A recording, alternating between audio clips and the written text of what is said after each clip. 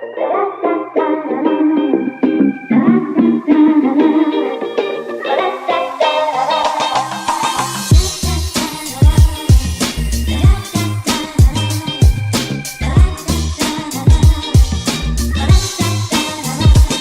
good morning everyone, welcome to the vlog. What do you say we make today awesome? I think I'm gonna get started by feeding a ton of snakes. Do you guys like seeing feeding snakes? Hit me up in the comments and let me know what you think. We have a crap load of snakes to feed and I'm gonna do it right now.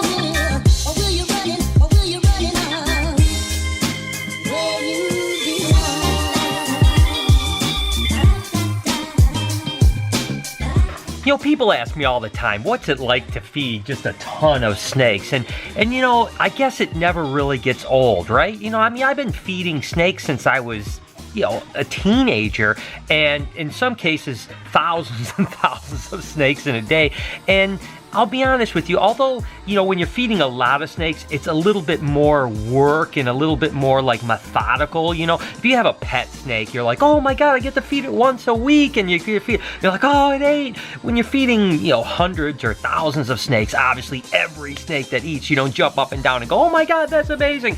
But there's still that little bit of a rush every time a snake eats that just kind of, your heart just goes wham, you know, and it's just, it's a cool feeling. Literally, I'm sure hundreds of thousands of times, if not millions of times, I've fed snakes. I'm glad I've never lost that, you know, that excitement to see. It's just, they're such majestic animals, right? You know, I mean, the fact that they can just expel that kind of energy and speed and ferocity into eating is pretty darn amazing. With that said, I wish that they didn't eat much. I wish that I could feed them something other than other animals, because that would make me feel better. But let's face it, that's what they eat in the wild, and that's what most people eat too. So I don't want to get on my high horse here, but I don't enjoy feeding rodents off, but that's part of the gig. So there you have it. That's what it's like to feed thousands of snakes.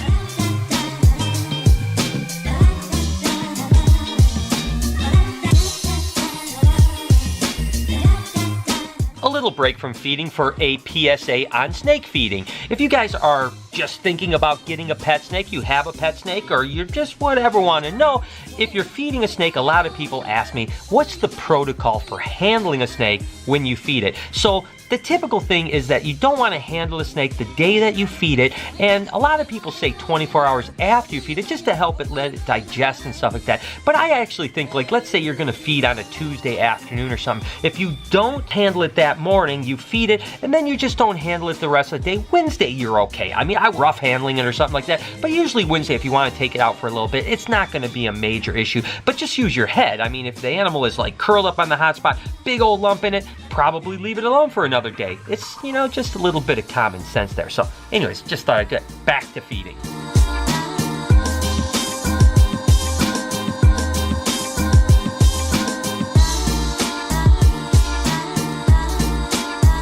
Okay, so all wrapped up on snake feeding. My next plan of attack is to start working on some breeding with the blue-tongued skinks. We've already had some of them together, but I wanted to kind of show you what it's like to breed blue-tongued skinks, but it's still early for us. I mean, we're a little bit later than a lot of people, but we just brought them out of hibernation about a week and a half, 2 weeks ago, so they're just really firing up, and really, usually anywhere from 1.5 to 3 weeks is when they really start breeding. So some are starting to breed, others are still a little slow, but let's go ahead and take a look at them.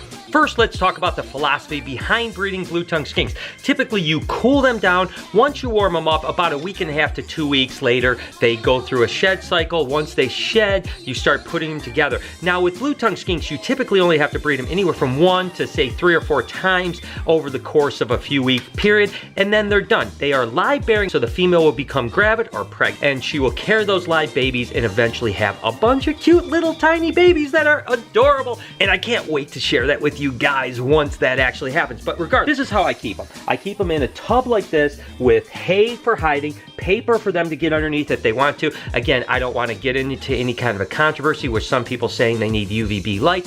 that very well may be the case for some people. I don't know. I'm just doing what other blue-tongued skink breeders have done for many, many years and been very successful at it. Some as many as 25 years have been keeping these animals like this. I'm not saying there's not a better way. It's just a way that seems to work for people. It's standard. I didn't make it up, so please, I don't want to argue with you guys. I just want to show you some cool animals, okay? So anyways, blue-tongued skink. So let me find this female. Hey, girl. Oh, look at this big old chunky monkey. So what I'll do is I'll actually use carpet. In this case, it's outdoor turf. You can use any kind of carpet. Now, you might ask, well, why would you do something like that?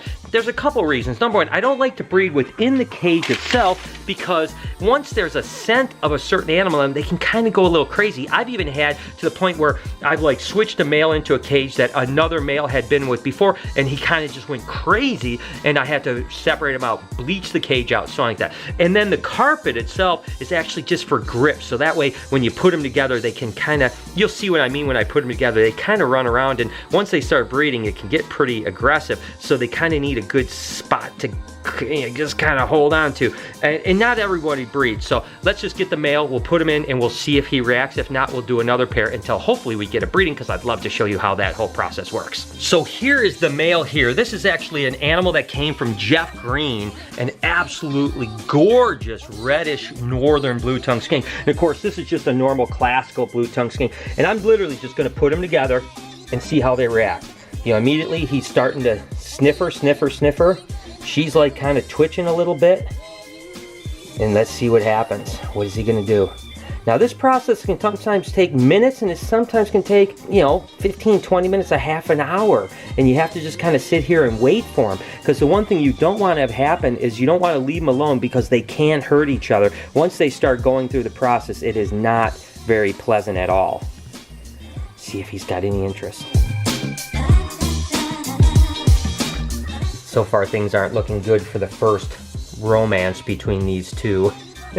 He's just kind of showing no interest whatsoever, and I really want this pair to breed, so I'm going to just keep on. And the thing with blue-tongued skinks is it's about patience. Number one, you can sit here and wait. You know, I'll leave them together for the next 10 or 15 minutes, really keeping an eye on them. And then if it doesn't go, then a couple days from now, I'll try again. And what's interesting is there seems to be a pretty short window. The female's receptive for maybe, you know, anywhere from 2 to 4 weeks, depending on, you know, what she looks like. And the male sometimes just won't breed. Once he starts getting interested in breeding, he typically will only breed for 2, 3, 4 weeks, and then he shuts down. But he'll breed every single day during that period of time. So let's see what happens. You know, again, I'm going to give him a little bit of time. If it doesn't work, we'll move on to the next pair. That is the sign that she wants to breed. So it looks like she's receptive, but he's not quite ready yet. But he's showing interest. See how he's starting to sniff. He is close. He wants to do it. He just doesn't, he's maybe just not quite ready. She literally climbed out of her breeder cage right into her own cage. So I guess that's my sign that she's pretty much done. So we'll go ahead and leave this pair. We'll try another pair. You have to be so careful, because just the scent of a male on my hands will drive these guys crazy. You can see he wants to bite me so bad. You see that? He wants to come after me just because he sensed that male. So I need to go wash my hands, because just the scent of that smell of another male has got him crazy. And that gives you an idea how aggressive these guys can be. I mean, you do not want to get bit by something like that, because they have really strong, I mean, they're literally in the wild will crush snail shells and eat the snails. So that's a really pretty powerful bite. So I'm gonna go wash my hands, come back and try to get this male in with this new female. Okay, so what we have here is actually a pair of caramels, or hypos. This is the female in the back, and this is the male. So let's just see what we can do here. We'll get her kind of out. Sometimes you just got to introduce him a little bit. See if he wants to go. See where she's at. Is love in the air? Doesn't look like it. Okay, that's a no-go. Again, that's the tedious nature of breeding blue-tongued skinks, is you have to just go through the process. That's one of the reasons why originally I thought I would try to put a big group of hundreds of blue-tongued skinks together, and I realized pretty quickly that that's almost impossible, because every day you've got to spend hours. When you even just have 60 or 70 females like we do, you have to spend hours of working these animals, and trial by error, you know? I mean, you just put them together, they may breed, they may not breed. You just keep on trying until you eventually hit the right pairing. And then once you hit that pairing, the thing that's interesting is once one male breeds a female, typically the next time in say a week or so, you put them back, they'll breed like instantly. Within 2 minutes, they're done. So once you get it going, it's easy, but that first step is a long process. So let's just keep trying. And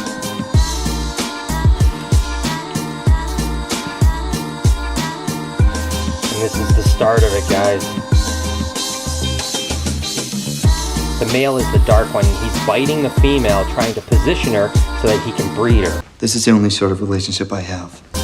And you can see she's kind of going along with it. See, he's trying to get over the top so he can get his tail underneath her. But he's just trying to position her that way. It's crazy.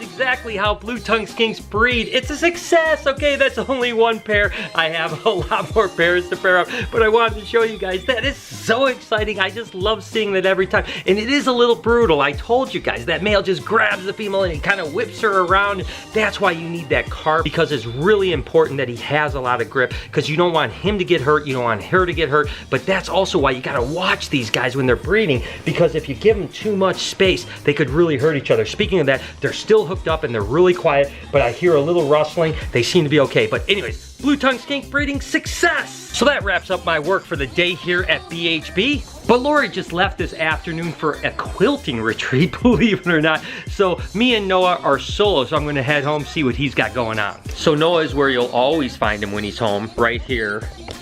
Just playing a little 2K. Just playing a little 2K and watching YouTube videos at the same time. Yeah, I play all day.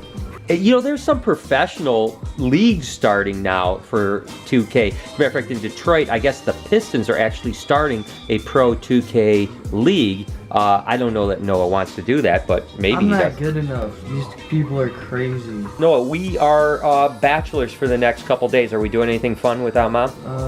Probably not. The one thing we are going to do is we're going to go to the movies this weekend, because I travel in 3 days to Florida. So I am going to be on the road for 5 days in Florida, and we have some really great, amazing things lined up, including, I was supposed to go, okay, let me talk to you guys. Can we have a little talk real quick? I'm supposed to be going shark diving with a buddy of mine, Chris Gillette, who used to be on the show Gator Boys on Animal Planet. We're supposed to go shark diving. Now, I have never been shark diving, and I don't think it's going to be a problem for me. Like, I'm not like afraid of sharks. As a matter of fact, I've been fascinated with sharks since I was a kid. The problem is that I'm not a fan of deep water at all. I actually went to get PADI certified for scuba diving, and I pretty much freaked out in 30 feet of water. I do not like deep water. And for the sharks, we have to go about 3 miles offshore, off Jupiter, Florida, into about 120 feet of water. Now, we're not diving to 120 feet down. We could be 10 feet down, 20 feet down. The sharks are gonna be all around us. But the water is 120 feet deep, and I'm a little freaked out about it. So I really have always dreamt about shark diving. I love sharks and I want to do it, but I'm completely freaked out about deep water, and being 3 miles offshore in a little boat where you can't even see land has got me a little bit tripped. Let me know from you guys. Should I do it? Would you do it? Do you push past the fear and just say, hell, it's going to be a great...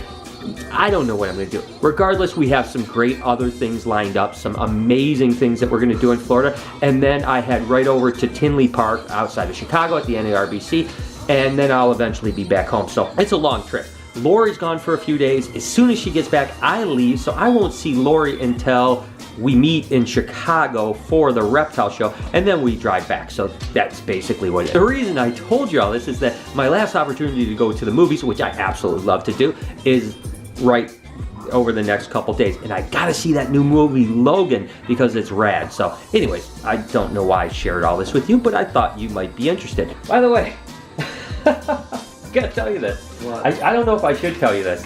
So in tomorrow's vlog, which will actually be yesterday's vlog to you people, I had a shot of me walking down the stairs. And I'm in my underwear? You're in your underwear. No. You just see you like... I know. I I walked out my room and I saw the camera and I was like, I bet I'm in that shot. I didn't know. I edited it, and it wasn't until I saw it. Did you already render it? Or? Yeah, it's already on YouTube. What? Well, it's gonna be on YouTube. No. You guys have watched it yesterday. It's What just if a my penis is out? It's not. It's not. You just barely see you in the background, way out of frame, out of focus. You have to show me it first. Come on. I don't want my legs, my pasty white legs on YouTube. You don't even notice. So anyways, now you guys may have not You even don't notice? You just don't know people! Well, you may have not have noticed before I just told you guys. Now you'll notice because you'll go back and probably watch it. Sorry, Noah. Come on! I knew it was gonna happen too. Right when I walked past and saw the camera, I was like, it's over. Well, there you go, guys. Regardless, thank you so much for watching today. You guys have an amazing day. I appreciate your support so much. Make sure to smash the like button and hit the notification bell. You guys have an amazing day. Make sure to be kind to somebody, and I promise I'm going to see you guys tomorrow.